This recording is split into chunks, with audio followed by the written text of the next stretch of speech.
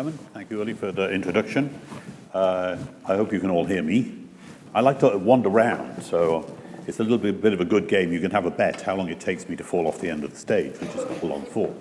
The lights are actually quite blinding up here, so you can't see the edge. So, small safety tip for next year is maybe a yellow stripe that says, not beyond this line, yeah? Mind the gap. Okay, well, thank you. I'm last on, so I get the challenge of making it interesting as well, keeping you here instead of keeping you away from beer. And I'd also like to thank the other presenters who actually did a lot of my groundwork. So I appreciate the two presentations that have gone before me. Because I'm going to talk a little bit about interacting threats. That was one thing. I'm going to talk a little bit about pinholes. And I'm going to challenge that concept that size matters. Because, yes, size does matter, but not finding it at all is also important. And I'm going to focus a little bit more on detection and characterization rather than just purely the analytics of sizing. So, right, advance. Good, here we go. Here's the contents of the presentation. I'm going to break it up into distinct chunks of information. I'm going to introduce the Pipeline Operators Forum for those of you who haven't come across that document. I'll introduce that. I'm going to tell you what's new because it was updated in 2016, and there were some quite important updates in that specification. I'm also going to talk about the challenge we set ourselves, but the challenge we also tried to meet for the industry. And then I'm going to talk to the response to some particular items which are in the new Pipeline Operators Forum, particularly around the items I've listed up here. And I'll come back to those in the next slide, and I'll wrap up with some conclusions. I've actually got, in the paper, there are some introductions to the concepts, and I would like you to go read those, but also in there is a lot of examples I'm going to run through today. So each one of the examples is real information. Some of them are actually customers we work for, and I'm going to present some interesting features, very much like the other two presenters. So, Pipeline Operators Forum is a specification and requirements for inline inspection of pipelines. It's an interesting group of people. They're volunteers in the industry, and they basically put together a specification for the industry. They are mainly pipeline operators in Europe. The previous issue of the Pipeline Operators Forum, or POF, it's called POF for short, was in 2009. And really, for a non-profit organization that sets out to do something in the industry is very commendable. I have to do that, and I have to acknowledge all of the hard work that they have put in to making that document as useful as it is in the industry. In the new issue, and they worked very heavily with the vendors, all the vendors that are in this room were participants in the review of the document. Actually, the main ones were around, in terms of anomaly focus, and anomalies are what I'm going to focus on here, not necessarily some of the requirements of what needs to be done in terms of the runs, in terms of reporting success, for example, or failure as another definition. They're all in POF, and I would draw you to the Pipeline Operators Forum.org website where all of this is free. So I'm going to focus on anomalies, and mainly around pinholes. I'm going to look at the specifications for grooving and slotting. I'm going to touch on crack-like, and it's interesting actually because there was quite a lot of debate in the Pipeline Operators Forum rewrite about cracks and crack-like, and what is the difference. And internally in my organization, we also have that debate a lot, is, can this technology detect cracks? Well, magnetics is about volume. It isn't a crack detection technology, even though it's a good indicator of cracks. And I always use, when I'm talking to my guys internally, I always use the analogy of praying. And sorry for those of you who are non-Christians or non-religious. When you pray, if your hands are together tight, then that's a definition of a crack. If you waver a little and open your tips of your fingers, that's crack-like. It has a little bit of volume. And so I'm going to focus on crack-like features. So those which have a little bit of volume. I'm going to talk about the characterization of mechanical damage. I'm going to talk about the classification of pipe joints and the seam weld. The other interesting facets of what was improved in the 2016 version of the Pipeline Operators Forum also I'm going to touch on, but I'm not really going to go into great details. So let's kick off by looking at the POF diagram. And this is the POF diagram. Most of you will know this if you work in Europe and use the POF standard as an approach for getting your EITEP done. And it's generally, it's a normalized length, and the previous presenter talked about the normalization. When A is less than 10, it's 10 millimeters, and if it's above and equal to, then it's the wall thickness of the material. So you get a normalized length and width, and you have all of these definitions depending on those characterizations of the anomalies. As I say, I'm not going to go into the greatest details, but what I would like to focus on is those ones which are hard to get in this diagram. And those ones which are hard to get aren't colored at all, so they're down here.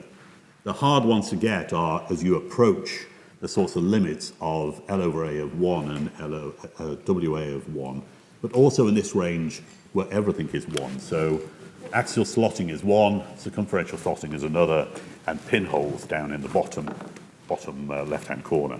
Also very difficult to see with magnetic technology. So let's have a look at the challenge. So we challenged ourselves by saying, well, look, we've got technologies in individual tools that can detect and size and characterize the defects in POF, but can we mount those all on one platform? Can we put all of those sensors and all of that technology to gather that equipment, all the batteries, the length odometers, also mapping unit, which also can go in this tool, can we put all that on one platform and still make it the same length as a standard tool that would go in a standard trap? And that was our challenge, and we came up with a platform. We call it a platform because we don't know what sensors we'll add next, but we're not limiting ourselves to these, but these are the ones we have right now. So we have, of course, the drive cup units at the front, which provide us with the drive. In the drive cup is the odometers. You see the two odometers here. The high field axial magnetic flux is here. We also have a low field axial magnetizer and a high res deformation or a caliper. And then we have a new technology which we call our spiral or helical magnetic flux leakage.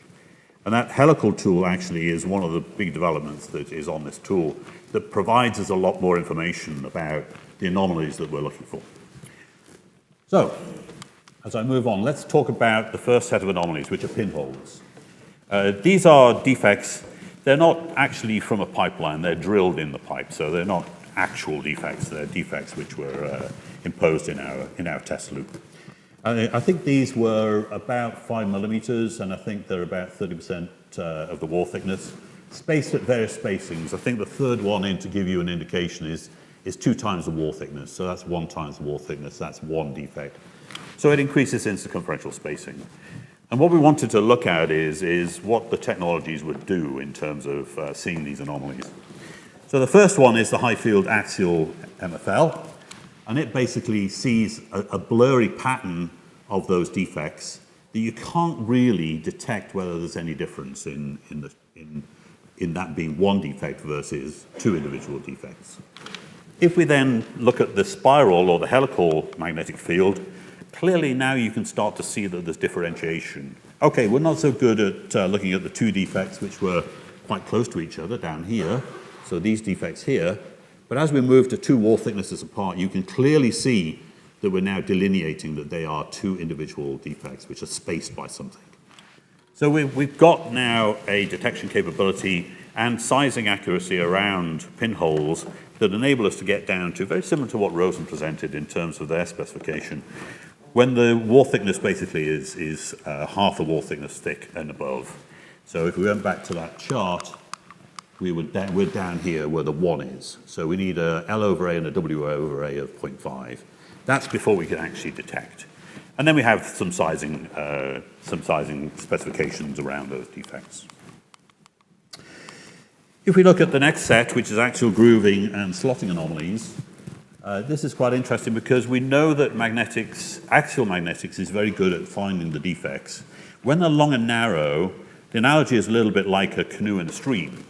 If the water passes down a canoe, of course what you will see is you'll see disturbance at the front of the canoe and disturbance at the back of the canoe, but you won't necessarily see any disturbance along its side.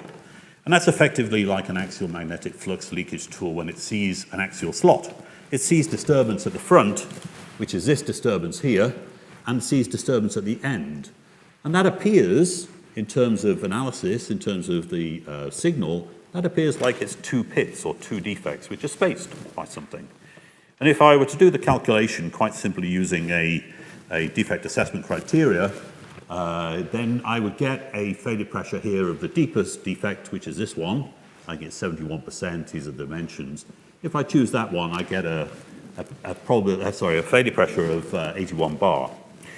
So that gives me an indication that the pipeline, this was operating, I think, at 62 bar. So we got some safety margin there. That was what would be indicated. If I now look at the spiral MFL tool, I can now clearly see that that actually is joined. It has a length. That's the same defect now, which it doesn't see the two pits. It actually sees a length. So now the length is a lot longer, and now the failure pressure actually is 62 bar. So length matters, so size does matter, I'll give you that. And in this example, it's important to know that you've got that length characterization right.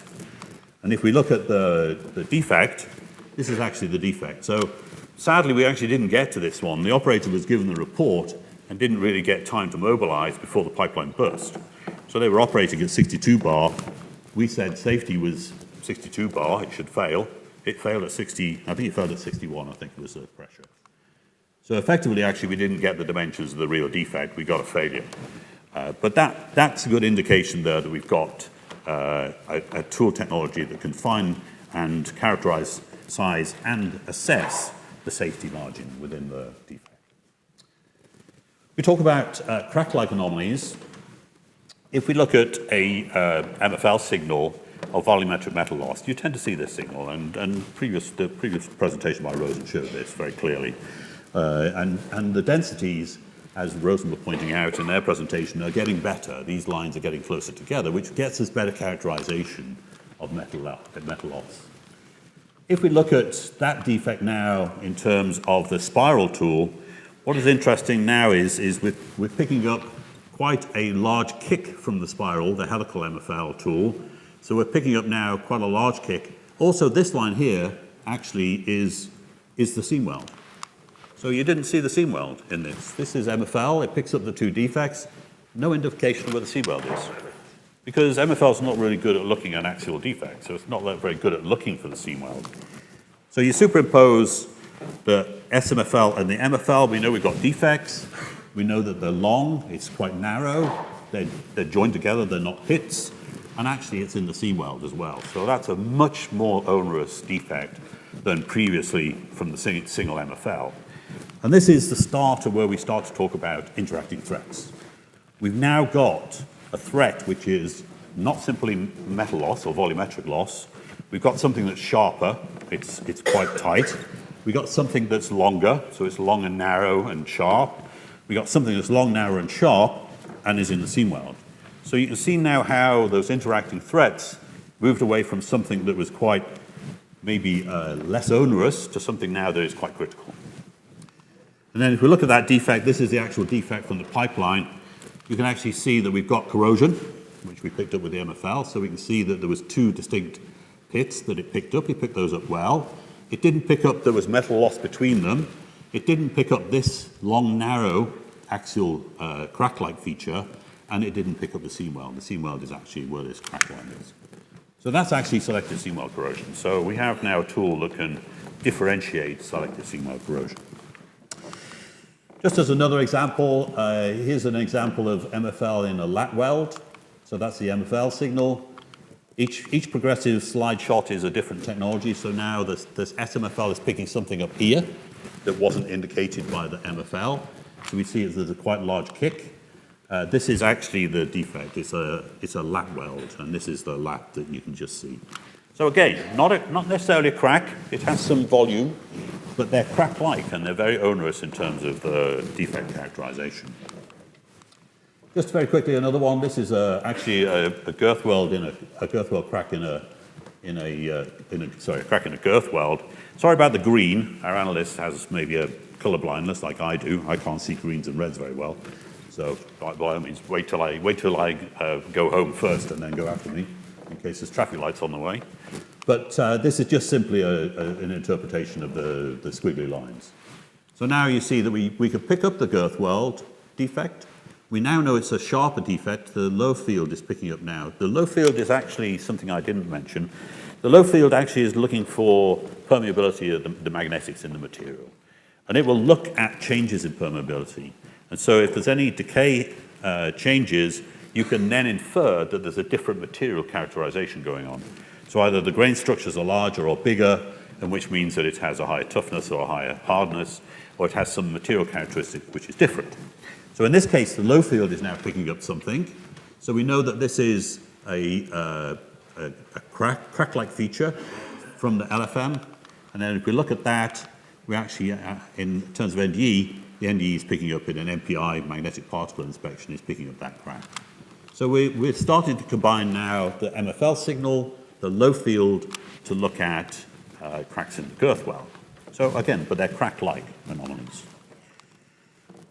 Again, looking at the girth weld, here's another example of the girth weld. We can see a metal loss feature. If we look at the spiral MFL, we can actually see that it's longer than the MFL is picking up. We know it's in the girth weld. We actually, in this case, know now that it actually extends beyond the girth weld. So it goes across the girth weld, not necessarily just in it. And if I look at the defect,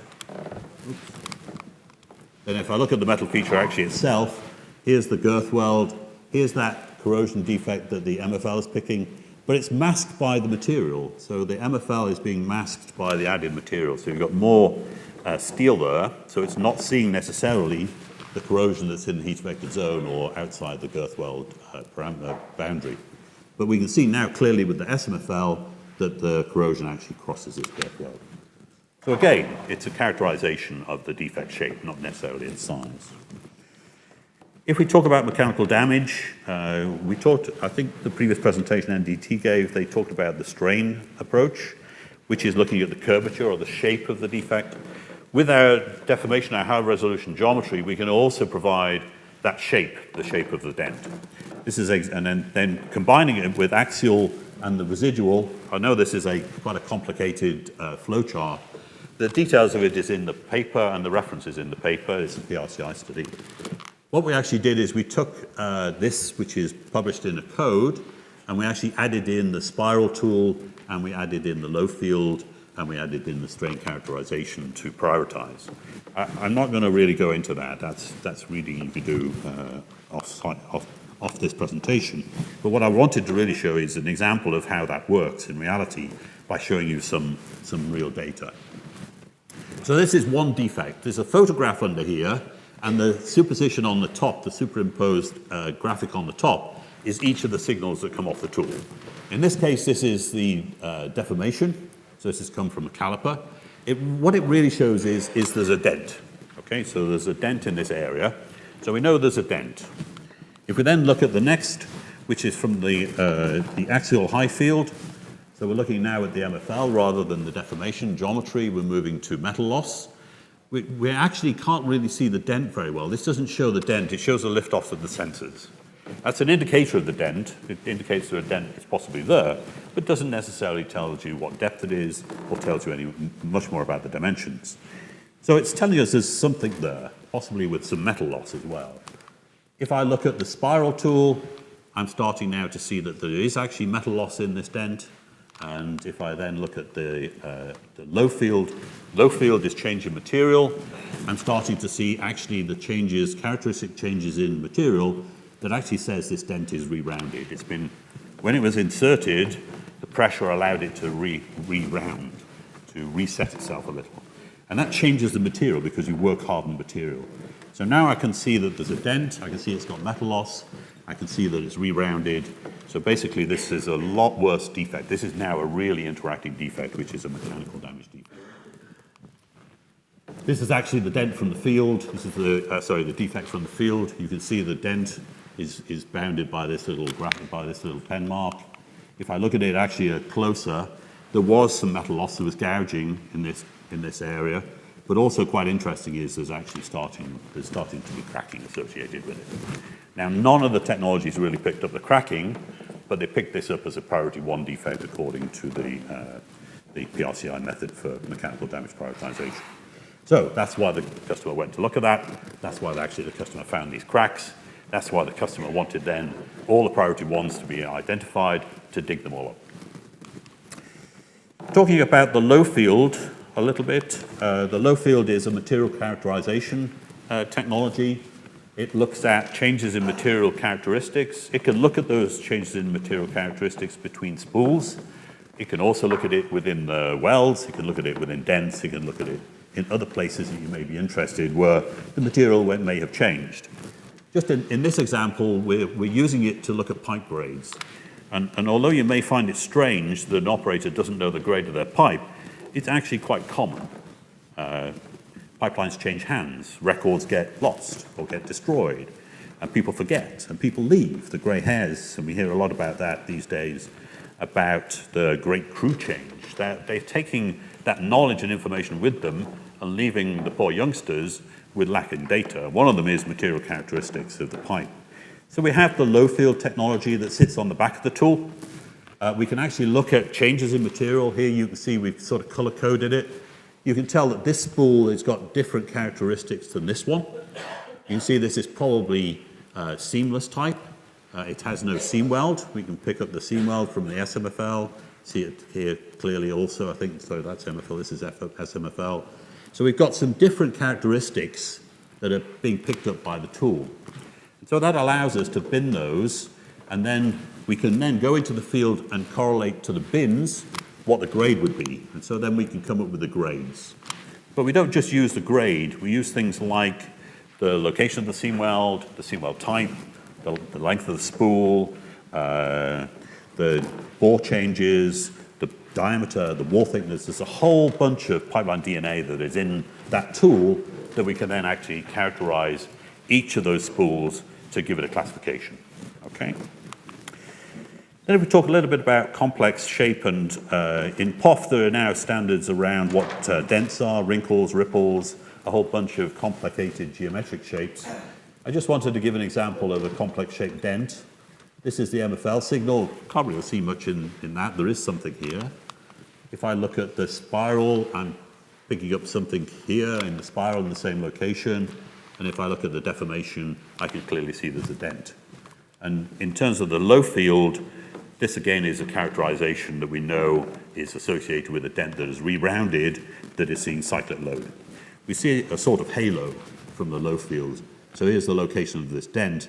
This halo of red around the dent shape is indicative of changes in material which are associated with cyclic loading. So this is actually a dent which has been impacted in the pipe, which is actually cycling, which is one of the worst cases you can get for a dent in a liquid line. The other few things that there are sort of byproducts that aren't necessarily in the POF standard that we can also see is seamless pattern. And those of you who have run MFL tools in seamless pipe will know this effect, where you can see a lot of small wall thickness changes within the pipe. Here's a MFL signal. If we look at the spiral, you can clearly delineate that there are some defects which are hidden within the spiral, within the seamless pattern, and that we can remove from the SMFL signal. Here is the seam weld actually as well, so we can see there's a defect in the seam. Hard spots. The low field is again very good at looking for material changes. This is actually a hard spot under a sleeve, so the customer who owns this pipe knew it was there, previously excavated and repaired. So we can see that the hard spot has been picked up by the low field. If we look at the MFL, we can see there's some metal loss associated with that hard spot. If we look at the helical, we find there's quite a indicative shape of maybe what would be a long, narrow axial defect. And in fact, there's a narrow crack-like feature on the inside surface of the pipe. So, okay, that one is not necessarily a good example to show you what it can find before it's already been found and repaired, but it indicates that you can find all that sort of complex interactive threat quite easily with all those multiple technologies. Just moving to codes and standards. How am I doing for time? Billy? Yeah, I think we okay? I should stop you now, but I think because I've we got have this lucky situation that there's no further presenter, I think we can still continue. I've only got a few more slides. Okay. That's good. Okay. So I'll just touch on the codes and standards. There's a couple of codes and standards that relate to anomaly sizing and detection. There's the NACE SPF 0102. and there's the API 1160. This is actually mistitled, I'm sorry. And then the new API 1176, which is focused on cracks.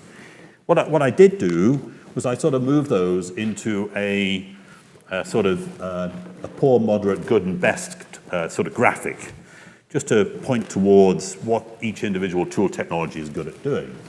And I'm not going to go all through these. Actually, the API and NACE standards are republished in the paper. But if I look across the technologies, you start to see that they have very good capabilities for certain things. You know, in this one, it's geometric, so depth is clearly very good. But as you look at ultrasonic wall measurement and ultrasonic crack detection and EMAT, of course, they're not tools that were built for looking at geometry changes. If I look at metal loss, it's all towards the axial and circumferential MFL, and also the ultrasonic wall measurement. So you can see that we've got some very good ratings from the API and the two API standards and NACE for these tools when we look at metal loss. If then we look at crack-like and cracks, then of course it tends to focus more on, okay, the circumferential, we also class that as helical. So actually in API and NACE, helical is mentioned. So you get a characterization very similar to MFL, circumferential MFL. But you can see for crack and crack-like, the focus is on your crack detection tools. But what I wanted to just quickly show those slides for was, first of all, it doesn't take into account multiple technologies. And I know that both presenters that went before me did start to talk about combining technologies. Those codes only really focus on individual technologies. If I look at the joint technology that we have within the MDS platform, I've actually had to go to Google and find a Venn diagram that isn't three circles. When you see a Venn diagram, it's usually three circles that interact. Well, with our tool technology, we have 5 technologies, so I have to add 5 circles, and circles become a little bit difficult to manage. So I came up with this shape, which is basically the MFL is yellow, the spiral MFL is a blue, the LFM is a purple, the DEF is a darker blue, and the XYZ, which I didn't really talk about, which is mapping with an inertial mapping unit, really sits over the top. And if I map all of the POF requirements in terms of anomaly detection, I've put those in red. So you can quite clearly see that the red ones, dense anomality, dense complex, inclusions, well, those buccal global dense and things, they focus more on geometry, so they're more focused towards depth.